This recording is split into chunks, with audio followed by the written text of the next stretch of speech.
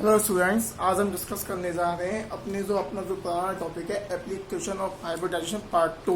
इससे पहली वीडियो में आपको मैं एसपी हाइब्रिडाइजेशन के बारे में बता चुका हूं। तो आज हम बात करेंगे एप्लीकेशन ऑफ हाइब्रिडाइजेशन पार्ट 2 में दूसरा जो संकरण का जो टाइप होता है sp2 हाइब्रिडाइजेशन। तो इसमें होगा क्या, सबसे पहले मैं इसकी डेफिनेशन के बारे में बात कर लेता हूं कि वह संकरण जिसमें कि किसी भी जो सेंट्रल एटम है या किसी एटम बोल सकते हैं, जिसमें किसी एटम का एक तो पार्टिसिपेट करेगा एक एस कक्षक और दो पी कक्षक। ठीक है, वह संकरण जिसमें किसी तत्व या परमाणु का एक एस कक्षक तथा दो पी कक्षक आपस में संकरित होकर आपस में अतिव्यापन करके तीन नए संकरित कक्षकों का निर्माण करते हैं।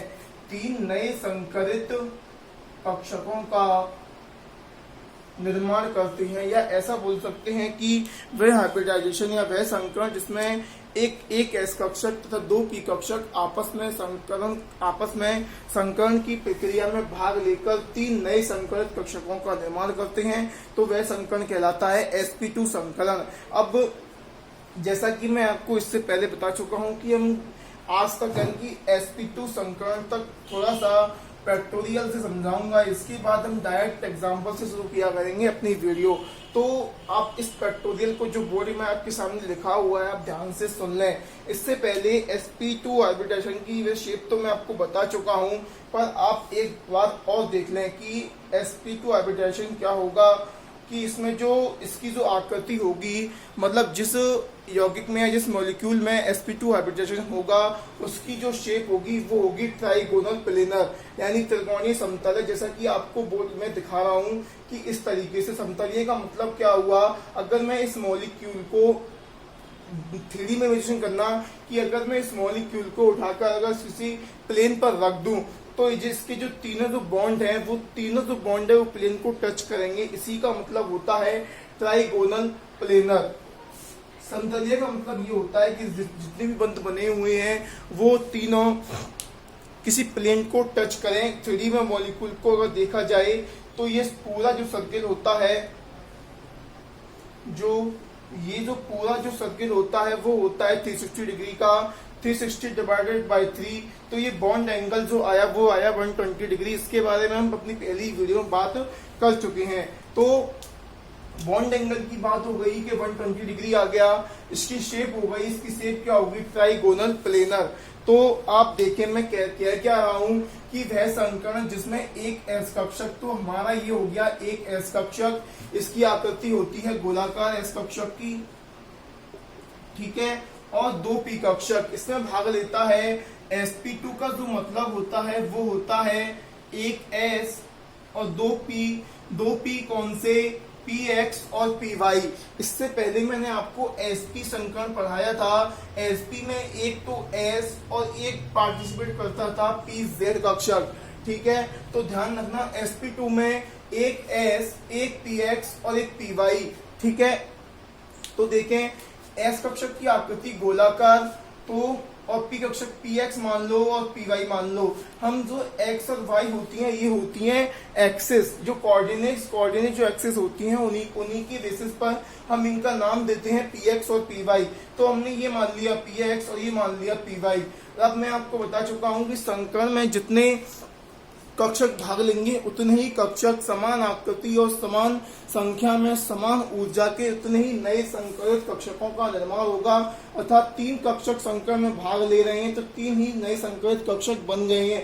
जैसा कि आपको दिख रहा होगा, संकरित कक्षकों के बारे में मैं पहले ही बता चुका हूं कि इनकी आकृति चाहे कोई सा भी संकरण हो, इनकी आकृति हमेशा इसी प्रकार रहती है, एक पाली बड़ी और एक पाली छोटी, एक पाली बड़ी और एक पाली छोटी, और इनकी जो बीच में होती है वो नोड उपस्थित होती है। इसके बारे में हम पहले बात कर चुके हैं। अब इसके बेसिस पर हम इसकी आकृति के बारे में देखें तो ट्राइगोनल प्लेनर जो आपके सामने बनी हुई है कि ये 120 डिग्री से आप इमेजिन करो। मैं आपको दिखा रहा हूं, थोड़ा सा आप देखें, ये शेप है। तो ये देखो कुछ इस तरीके से, ठीक है, अगर मैं इसको देखूं तो इस तरीके से देख लो एक बार।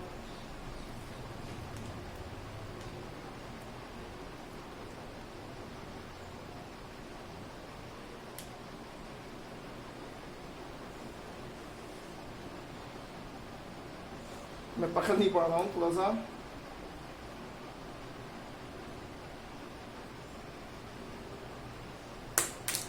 इस तरीके से अगर हम मार्कर को इस तरीके से सेट कर दें कि ये हो गई ट्राइगोनल प्लेनर, जैसे कि मैं आपको इस तरीके से समझा रहा था अभी, जैसा कि मैं बता चुका हूं,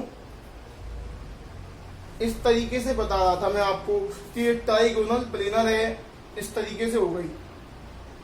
ठीक है, अगर हम इस बेसिस पे देखें तो ये देखो इस तरीके से इसकी आकृति हो जाती है। जो बॉन्ड एंगल जो आएगा वो आएगा 120 डिग्री, जो आकृति हो जाएगी वो हो जाएगी ट्राइगोनल प्लेनर, त्रिकोणीय समतलीय। अब बात आती है एग्जांपल्स की कि त्रिकोणीय समतलीय के एग्जांपल्स क्या है। समझ चुके होंगे, मैं समझता हूँ कि आपको यहाँ तक की बात समझ में आ गई होगी।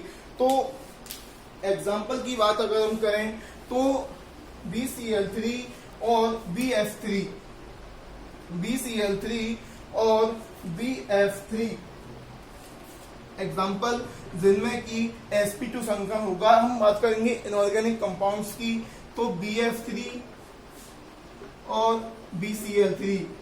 ठीक है, इनमें जो है sp2 हाइब्रिडेशन पाया जाएगा बोरोन में। मैं हाइब्रिडेशन निकालना पहले ही सिखा चुका हूं और एक बार इसमें और बता दूंगा। तो आज हम पढ़ेंगे BCl3। एक ही एग्जांपल बहुत है, बहुत सिंपल संकलन है, इसमें कुछ दिमाग ज्यादा लगाने की जरूरत नहीं है, बहुत ही सिंपल सी शेप है। ठीक है, तो अब आगे बढ़ते हैं कि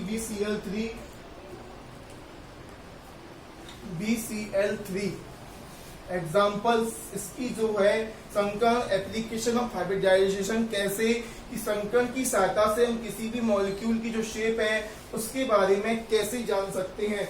तो देखें BCl3, तो सबसे पहले मैं इससे पहले जब एग्जाम्पल मैंने बताया था आपको sp संकरण में BeCl2 और CO2 का, तो हमने सबसे पहले क्या किया था कि जो इसका जो सेंट्रल एटम है, केंद्रीय परमाणु बोरॉन है, तो यहाँ पर इसका संकलन निकालेंगे। बाह्यतम कोश में उपस्थित इलेक्ट्रॉनों की संख्या तो हो जाएगी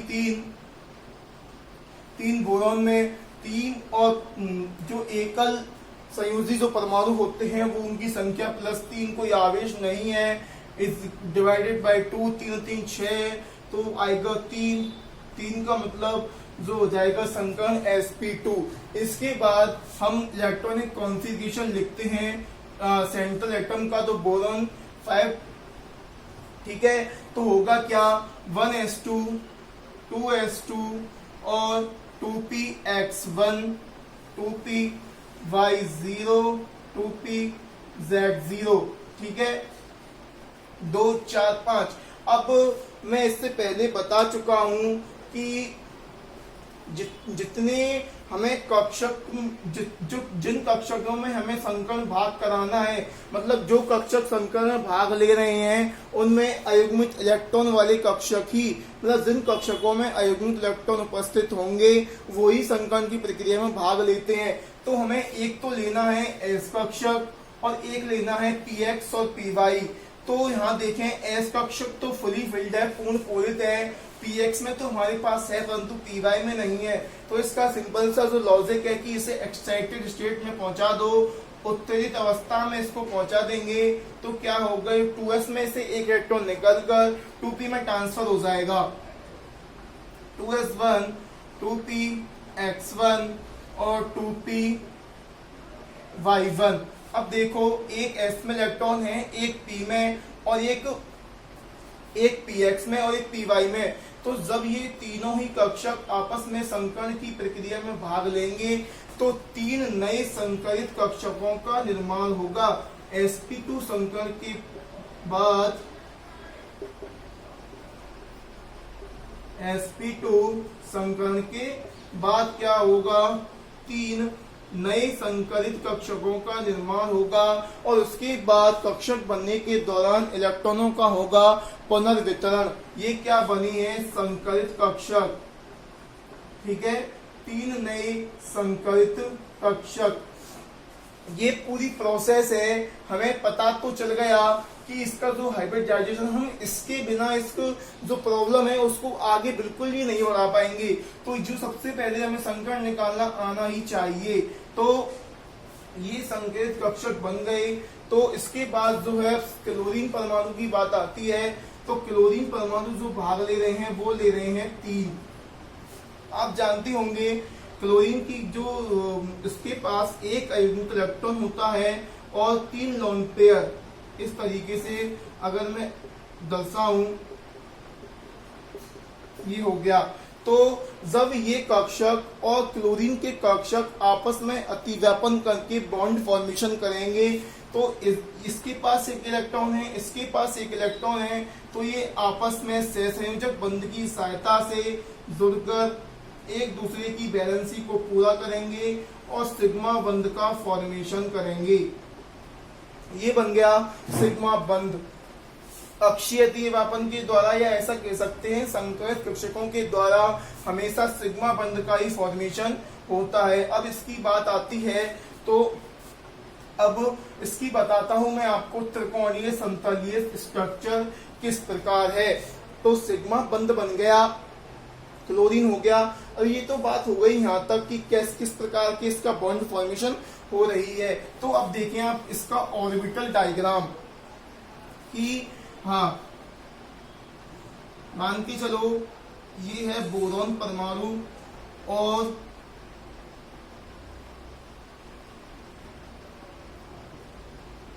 एक क्लोरीन परमाणु ये है और एक क्लोरीन परमाणु ये है और एक क्लोरीन परमाणु ये है।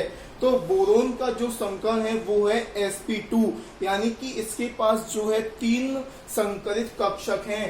तो अगर हम 3 संकरित कक्षक बना दें, ठीक है, ये बना दिए हमने 3 संकरित कक्षक। इसके बाद जो है, अब मैं इससे पहले आपको बता चुका हूं, अगर नॉर्मली अगर हम देखें BCl3 की स्ट्रक्चर कुछ इस तरीके से, तो हमें यहाँ की प्रोसेस करने के लिए क्लोरीन का संकरण निकालें। तो क्लोरीन का जो संकरण आएगा वो आएगा सिग्मा प्लस लॉन पेयर से। देख लो सिग्मा बंध, एक क्लोरीन परमाणु की बात कर रहा हूं मैं, तो 1 + 3 लॉन पेयर है इज इक्वल 4, यानी कि जो इसका जो संकरण आएगा वो आएगा sp3। तो इसके पास 4 संकरित कक्षक होंगे, जिनमें से 3 में तो 3 लोन पेयर उपस्थित होंगे और एक इसके साथ सिग्मा बंध का फॉर्मेशन करेगा। तो एक सिग्मा, एक संकरित कक्षक ये हो गया, एक संकरित कक्षक ये हो गया, और थोड़ा सा ऊपर बना दूं, और एक संकरित कक्षक ये हो गया। तो ये बन गया सिग्मा बंध, सिग्मा बंध, सिग्मा बंध। बोरॉन है, ये क्या थे हमारे sp2 संकरित कक्षक, ठीक है, ये थे हमारे sp2 संकरित कक्षक, जिनके द्वारा ये पूरा स्ट्रक्चर अब आपको दिख रहा होगा। जैसे कि मैंने पहला यहाँ पर डायग्राम बनाया था, सेम उसी की शेप में आएगा ट्राइगोनल प्लेनर। अगर हम देखें, अब इसके पास 3 और संकरित कक्षक बना दें दर्शाने के लिए डायग्राम। अगर नहीं बनाए तो भी कोई दिक्कत नहीं है, बना दें तो भी कोई दिक्कत नहीं है, पर मेरी ड्राइंग बहुत ज्यादा खराब है, खुद ही बना देता हूं।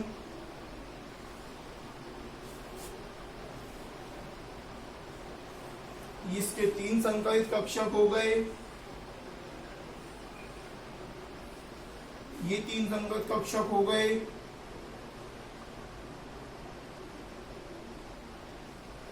जिनमें उपस्थित होंगे लोन पेयर, ठीक है, क्या उपस्थित होंगे लोन पेयर।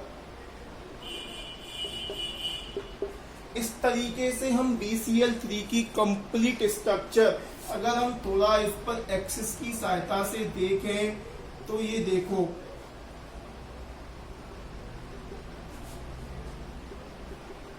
इस तरीके से जो आ रही है वो आ रही है ट्राइगोनल प्लेनर, और ये जो बॉन्ड एंगल होगा वो होगा 120 डिग्री। 120 डिग्री फिक्स होगा, क्योंकि स्टैंडर्ड कंडीशन की बात कर रहे हैं। जितना जो एन की वैल्यू जितनी आएगी उतने ही बॉन्ड फॉर्मेशन हो रहे होंगे। एन की वैल्यू इनकी sp2 समीकरण 3 कक्षक भाग ले रहे हैं, तो यानी कि 3 ही बॉन्ड फॉर्मेशन हो रहे हैं। जो अनस्टैंडर्ड जो कंडीशन आती हैं, जो लॉन्ग पेयर वगैरह की जो कंडीशन आती हैं, उन मॉलिक्यूल का जो स्ट्रक्चर का जो हम वो करते हैं कि स्ट्रक्चर क्या होगी, वो करते हैं हम वेस्पर थ्योरी के बेसिस पर। तो उसका भी मैं आपको बाद में बताऊंगा, पर टाइम है उसमें तो आप देख ले। मैं समझता हूँ कि आपको ये सारी स्ट्रक्चर आपका और इसी के बेसिस पर सेम प्रोसेस की सहायता से हम BF3 का निकाल सकते हैं। कुछ भी अंतर नहीं आएगा, ना ही किसी की इलेक्ट्रॉनिक कॉन्फ़िगरेशन में, ओनली ये जो है एटम चेंज हो जाएंगे। तो मैं समझता हूँ आज का लेक्चर आपको अच्छी तरीके से समझ में आया होगा। तो प्लीज मेरे चैनल को सब्सक्राइब करें, लाइक करें, शेयर करें, और आप जितनी लाइक करेंगे मैं आपको उतना ही अच्छे समझा पाऊंगा। मोटिवेट करें प्लीज मुझको, मेरे लिए। तो आज तो इसके बाद ये हमारा पार्ट 2 यहाँ पर कंप्लीट होता है, sp2 समीकरण। इसके बाद जो मैं वीडियो बनाऊंगा वो बनाऊंगा sp3 समीकरण विद एग्जाम्पल। सारी वीडियो आपको विद एग्जाम्पल समझाऊंगा। Okay students, thank you.